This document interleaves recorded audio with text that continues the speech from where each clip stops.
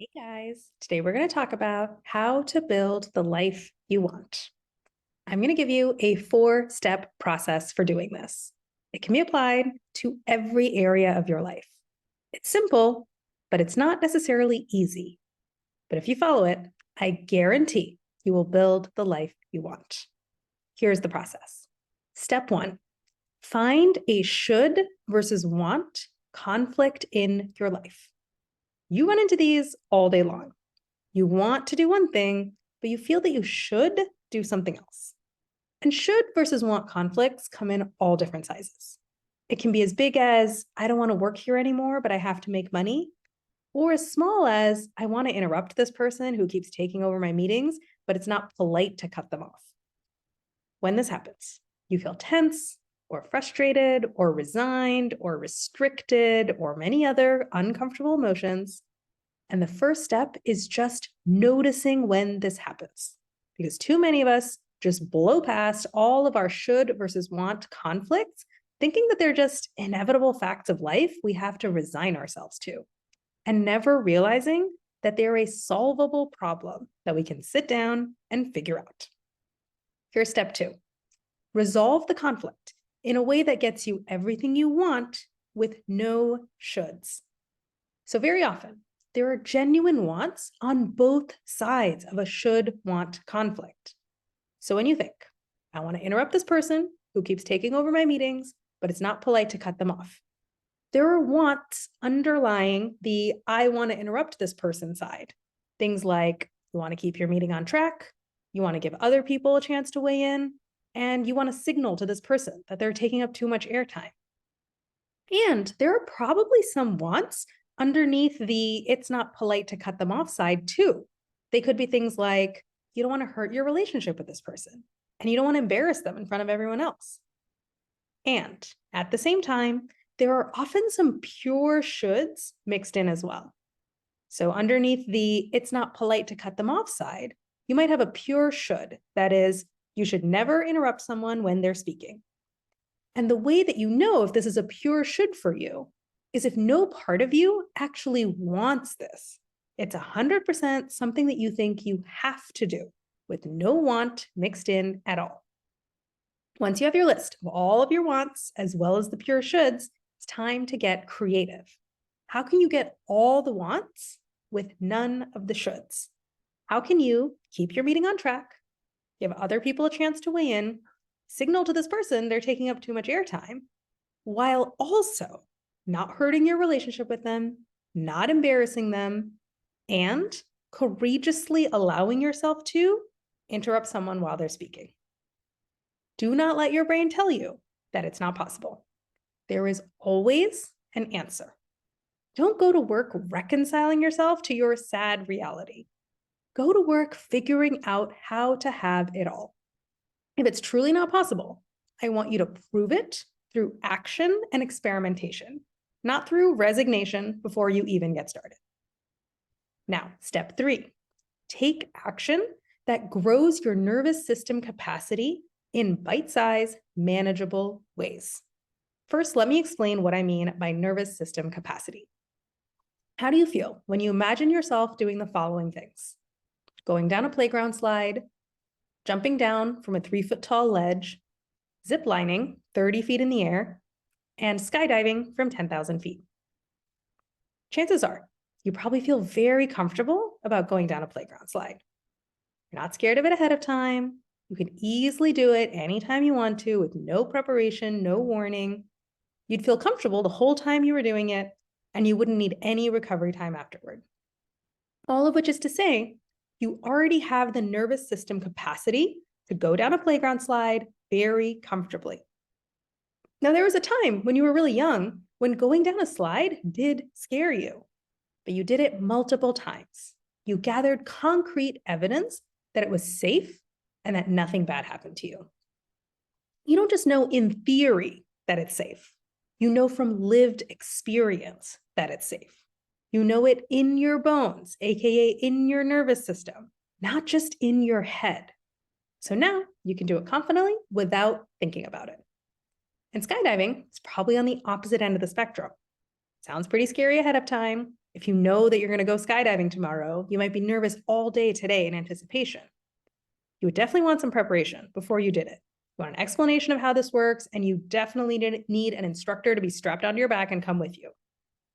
And you'll be freaking out the whole time that it's happening. And you'll probably need some recovery time afterward to calm back down and return to equilibrium. All of which is to say, you do not yet have the nervous system capacity to go skydiving comfortably. Never done it before. You know in theory that it's safe, but you don't know that from lived experience. You only know it in your head, not in your bones or your nervous system. And the best way to grow your nervous system capacity to be able to go skydiving comfortably is to go skydiving lots of times. Show your brain the evidence. Let it learn through lived experience that this is perfectly safe. And if you do it enough times, it'll become as easy as going down a slide. In fact, your skydiving instructor, who's probably done over 1,000 jumps, is bored on their jump with you. This list above also shows you that your nervous system capacity for doing things is on a spectrum. It's not all as easy as going down a slide or as hard as skydiving. There's a lot of room in the middle. Jumping down from a 3-foot tall ledge might make you slightly nervous. You'll be able to do it and dust yourself off pretty fast. Ziplining 30 feet in the air might be pretty scary, but you'll be able to jump off the platform with a nudge and probably be pretty excited to do it again by the 5th or 6th time you do it. Going against your shoulds also requires growing your nervous system capacity, because your automatic brain genuinely believes that adhering to your shoulds is keeping you safe. Going back to the example of interrupting that person who's taking over your meeting. You might know in theory that it's okay to interrupt someone, but you don't yet know that through lived experiences. In your bones, aka in your automatic brain and in your nervous system, you still believe that it's not acceptable to interrupt someone, and that if you do, everyone will be mad at you. So, feel nervous beforehand. You may need to prepare by building the case for why this is helpful for everyone, and maybe even practicing the exact sentence you'll say when you're going to cut in. You'll feel very nervous as you actually do it, because you're doing the thing that your brain is convinced is not safe. And you may need some time afterwards to calm back down and reassure yourself that it went okay. And the more times you do it, the more you will show, not tell, your brain through concrete evidence that violating this should is safe, and that you actually can get everything you want and disregard this should, and everything turns out fine. Now, there is no need to shock your system while doing this. Make it bite-sized and digestible. Growing your nervous system capacity is not that different from working out.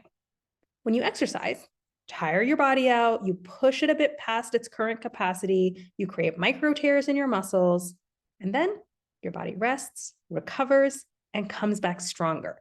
Each workout grows your body's physical capacity for activity. But working out too hard, too fast, can cause injuries and set you back. Growing your nervous system capacity works the same way. Push yourself in doable, bite-sized, manageable ways. Get consistent reps. There is no need to go crazy. Doing too much, too fast will only shock your system and set you back. So as you prepare to interrupt the person who keeps taking over your meetings, here's some of the lower intensity warm-ups you could do.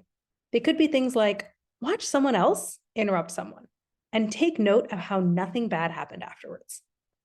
Ask a friend to talk while you practice interrupting them. Practice interrupting someone else in a low-stakes, one-on-one conversation. There's no right answer in terms of what you should do. What matters is that it feels like a stretch, but still doable to you. And then keep going. Keep growing your capacity in this area until following your wants with no shoulds in sight feels as easy as going down a playground slide. And finally, step 4, experiment, experiment, experiment. Because here's the reality that you're going to run up against as you start following your wants and growing your nervous system capacity to disregard your shoulds. You are not going to get the exact result you want every single time. If you knew exactly how to do this, you would have already done it.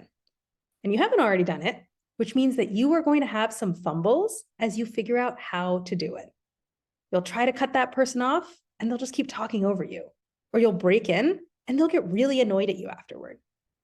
Those fumbles are not a sign that you should stop, give up on your wants, and retreat into should land forever. They are just a sign that there's something you haven't yet figured out. You had a hypothesis of what would work, you tested it, that hypothesis was disproven, gather the learnings, and move on to the next experiment. And by the way, this is also why it's important to keep things bite-sized and manageable in step 3 to prevent big blowups that send your animal brain scurrying back into the cave, never to come out again. It will take some iteration to figure out how to do this, how to honor all your wants without deferring to shoulds and get the external results you want too. But this iteration is worth it. Figuring out how to get everything you want and charting your way of doing things takes work. Resigning yourself to your shoulds and squishing yourself into a box also takes work. You have to do work either way. And I'd rather have you do the work of being creative and courageous while you build the life you actually want than do the work of being disappointed and constrained while resigning yourself to the life that you have no choice about. We talked through just one example today, but in the next few days, I'm going to share more examples of how I've used this process to build the life I want across a variety of areas like my career, food and weight loss, dating and relationships, whether or not to have children, and how I run my business. Because it turns out the shoulds don't stop coming just because you're the one in charge. And guess what helped me completely transform my life across multiple areas in just a couple years? You guessed it, it was coaching.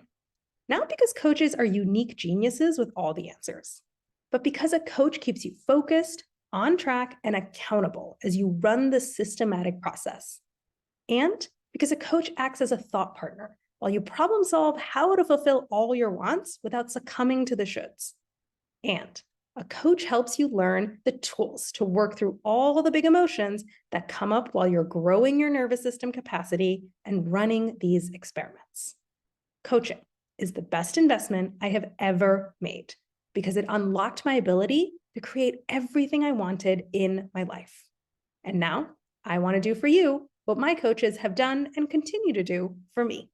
Let's get started today. Go to the link above and book a free coaching consult.